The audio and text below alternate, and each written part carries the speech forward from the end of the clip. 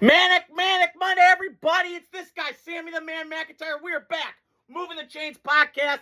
We're almost getting close to football season. We've got training camps going on. We got a bunch of other stuff going on. News galore. Kyle Shanahan getting a car wreck the other day. Tony Romo getting his DWI. A lot of stuff going on. But today, I want to continue doing my division predictions, AFC and NFC. I've been doing the AFC East, AFC North. I believe I started with AFC East. I was kind of going back through my things last year. AFC East, AFC North I've done, AFC West. Today is the AFC South. And then I want to dive into Tom Brady, the minority owner of the Raiders, the GOAT, one of the best quarterbacks of all time, probably the best. And I just kind of want to dive into like the Logan Paul thing, what I think about that's going on there. So I want to start with that. So, as you guys all know, and anybody that follows the internet, I'm kind of a WWE old school huge fan. But, you know, I know some of the guys like John Cena and Seth Rollins and Roman Reigns. Like, I kind of keep in touch with it. And Logan Paul, the Paul brothers, Jake and Logan.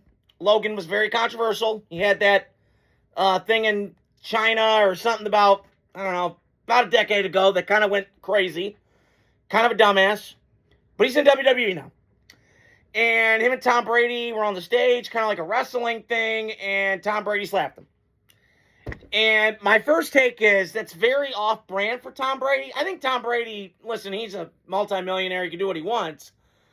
But this just feels very off-brand for him to me. Like, when I think, like, WWE, I think like a character. I think of a Stone Cold. I think of The Rock. I think of Shawn Michaels. I think of Undertaker, my 4 Mount Rushmore. If I had to make a Mount Rushmore of wrestlers of all time, that would be mine. And I had a theory on why I think Tom's doing this. Because this is very off-brand. Like, if I'm thinking characters and wrestlers, I'm thinking like Lawrence Taylor at WCW back in the day with Hulk Hogan, right? Or Dennis Rodman doing this. Like, kind of guys like that just are wired, like crazy guys, right? Like Bill Romanowski, right? Like that would be somebody that I go, oh, I can see him doing WrestleMania.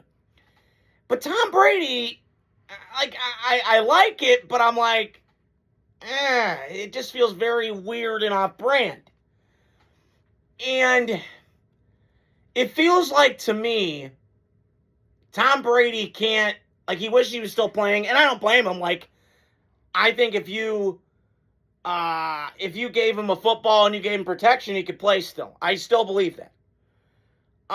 However, I just, to me, this is very off-brand for him. But my theory, and I'm starting to get to this, my theory on this is that Tom Brady was pushed, he sacrificed so much money and so much to win in New England because he was being pushed down on by Mr. Belly Cheat, Belly Dumbass, and Belichick, that grumpy curmudgeon and asshole. And I think he kind of lashes out now. And I think that's kind of where that goes. And I think when he got to Tampa, he kind of lightened up and he wasn't so, he was fun Tom, right? And I'm not saying that he wasn't fun in New England, but it was very do your job and, you know, and all that stuff. And I kind of feel like Brady's going, I got to lighten up a little bit. And it's funny, like, it's usually the guys that, like, are so intense, it's hard for them to lighten up compared to the guys that are so, like, lightened up that turn into intense. It's kind of weird that way, the cycle. So I'm always fascinated with guys that do this. And I just feel like with Tom, when I saw him doing that, I thought it was kind of a clown show act. But then I go, nah, it's WWE. They've been doing this for a long time. So, I don't know. I just find it fascinating, like, he would be involved in this sort of thing with a 28-year-old YouTuber. All right. Is this beneath him? I don't know. So, after talking about that, I want to dive into the AFC South today. And last year, listen, the Colts were on that tear, and I was down there. I saw them whip my Raiders pretty bad. They were 8-2 and on a tear. And then they go out, they get Sauce Gardner, and the Colts trying to push their chips in the middle of the table. They're like, we got this, let's go. And then it all fell apart. And so the Colts kind of were in a spot. Texans did win it. Kind of reminded me of 2018 with the Texans, where they were I think they were 0-3, maybe 1-4, and then they got on a hot streak and they got rolling. I will say this right now. If I'm putting this in perspective, Houston's winning that division again. I would go Houston 1. Houston has, I said this a bunch of times last year with Denver and Houston. Both defenses are littered with Ferraris in the garage. So fast, so explosive, two of everything. Now, I think Houston's defense is a little bit better than Houston's defense is a little bit better than Denver's. I'm not saying by a lot, but maybe an inch. Because Houston has got two of everything. Two pass rushers, two corners, Stingley, Lassiter, that can just lock your ass down, right? You have athletic linebackers in Al-Shahir and that Tutu guy from Alabama. So you have that. And then you have the beefy guys in the middle. So now Houston has no excuse to go on a run here. I really think Houston, that they call sometimes the quarterback, and he just plays solid enough. They don't need him to be Superman put the cape on Josh Allen. This defense is about as good a defense as I've seen since Legion of Boom. That fast, that explosive, that quick. It's insanity. So I got Houston winning it first. They're going to win this division. I don't think going away, because it's always kind of wacky with this division, but they're going to win it. I got Houston 1. I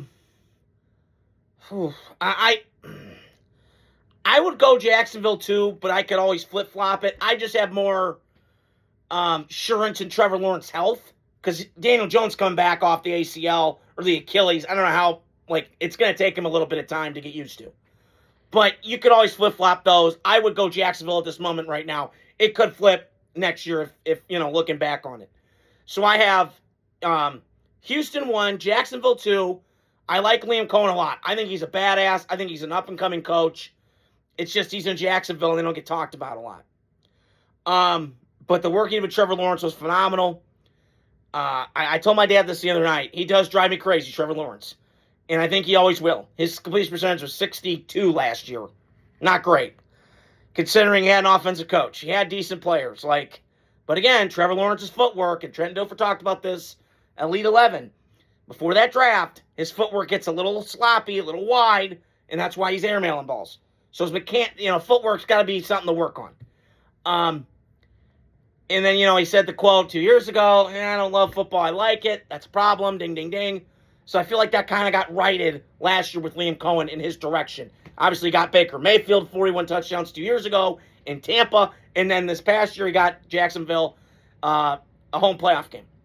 And 13 wins in his first year, which is remarkable. So I really respect Liam Cohen and the job he's done. Travis Hunter's still a weird situation down there. I heard the other day through the grapevine he's playing both ways. I have a hard time with that, but we'll see what happens. So I got them going there. The third team, I'm going to go Colts in this spot. I just like their coach, like the GM. Roster's good enough. It just comes down to Daniel Jones. But this is a make or break year for Chris Ballard. They got to make the playoffs. And I'm a Chris Ballard defender. I'm not saying defender, but I've been a fan of Chris Ballard. He drafts really well.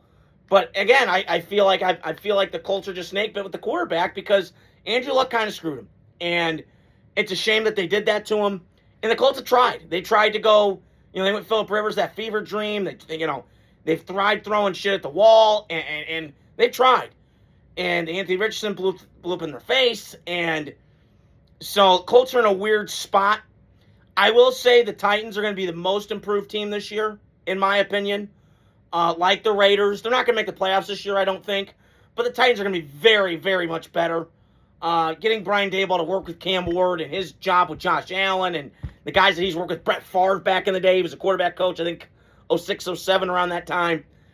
So Brian Daboll's very respected in that sense. I thought he did a good job with the Giants. It's just kind of unraveled with the stuff going on. The games, the collapses and all that got him let go.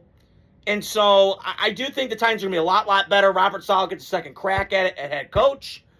But the one thing that bothers me to death with the Titans is getting Gus Bradley as defense coordinator. That's the one thing that I went, just really eked me because I feel like he's living in 2013, 2014. Everybody's running cover 3 now.